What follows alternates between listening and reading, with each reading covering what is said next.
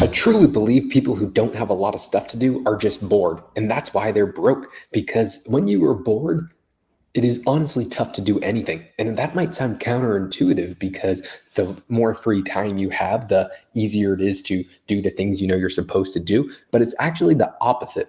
Usually, the people who are the busiest actually do everything. They just get everything done because you are already doing it. Therefore, it's easier just to say, okay, I'll rest later. I'll just finish all the tasks that I know I should get done.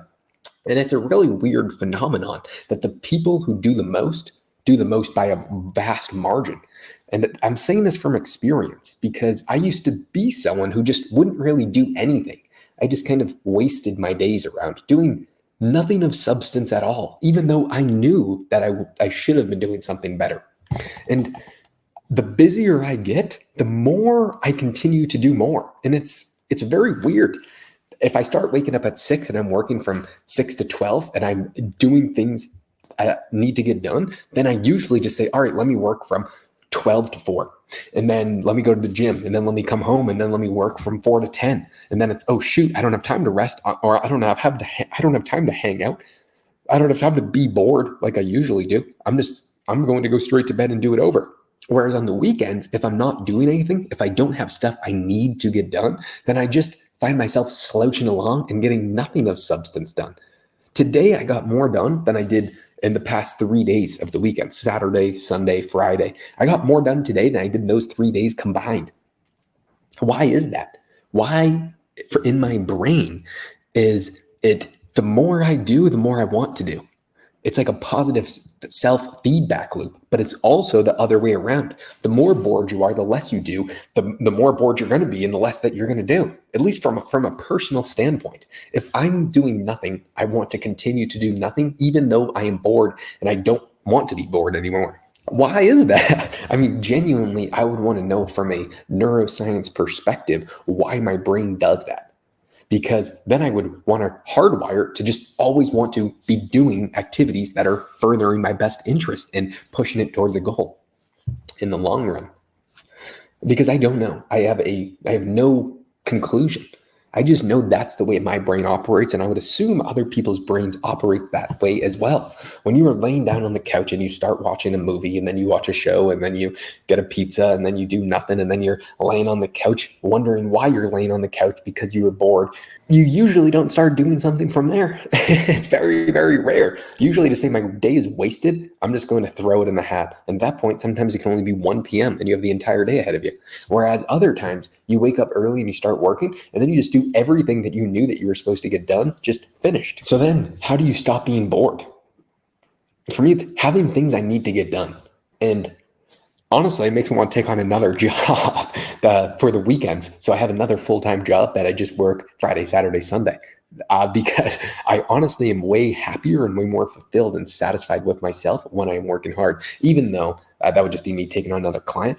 And I know that the way for me to progress is not by doing more. It is by me hiring people to do more for me. Because you can only work so much. And during those times, my brain is still resting and it's recovering. And that allows me to think more efficiently and better when I am trying to think about scaling today. Again, another person who runs a $1 billion company I'm just surrounded by here in Scottsdale, Arizona, because of the situation that I've been in. They said culture is the number one thing. I don't know how the hell to raise culture in a business. Today, me and Ken, after we were done doing something, we went to lunch. And we'd never been there before. They had Trump flags all over the thing. They had like Biden sucks, let's go Brandon signs, posters, flags, all in the little. It was a little taco stand or a little taco shop. It was tacos and tequila or something like that. It were damn good tacos. But the workers there, the people, they all had this culture. They were all similar minded. They were basically saying, we all love Trump. Let's go here. And therefore, the people who work there are going to be in a similar, at least political realm. The people who go there are going to be. So the culture in that little tacos and tequila shop are going to be very aligned. But how do you do that on a mass business? Because Ken runs a multi-billion-dollar business with hundreds of employees, with thousands and thousands of tenants. So his alignments or his company's culture can't be around some sort of political view. It needs to be agnostic. So he donates millions of dollars per year. He has a full-time philanthropy staff who just works on donating. So he gets older people there who likes that cause. Then he also has people who are motivated by money. But he said the hardest part in scaling, because his goal right now is to go from 10,000 to 25,000 units, is how do you get all of these people aligned on the same culture? And he says that that is the most challenging part. He said when he gets a little bit bigger, he's going to hire someone where their entire job is just director of culture, to where they are trying to navigate the culture of the company to make sure everybody's aligned. And that, for me, is very difficult to do. I don't know what culture is going to be a part of my business. Of course, when you're initially starting, it's just going to be a ragtag group of people trying to figure it out. But that's something I know I need to get down. If all of these common traits among these people who are running this massive companies are saying the most important thing is culture, then I need to be thinking about that for my own company. But how do you do that? I guess I need to read a few books on how to formulate the best company culture. And this is what I find books useful for in podcasts. It is not to just be mindless reading. I was actually looking at my notes in one of the video ideas that I had when I was reading a book a day. There was a time when I was listening to a book a day, and I was doing this for a week. I said, I'm going to do a book a day for 30 days, and then I'm going to make a video on that. But then I came to realize reading a book a day does not actually help you grow at all. So that was just a few months ago. And that is besides the point, but that's just to show you guys, hey, I definitely don't have things figured out. But now the way I look at it is I don't read books just to read books. I read them when I need to figure something out so then I can apply it, because I've never learned anything more than when I'm just doing.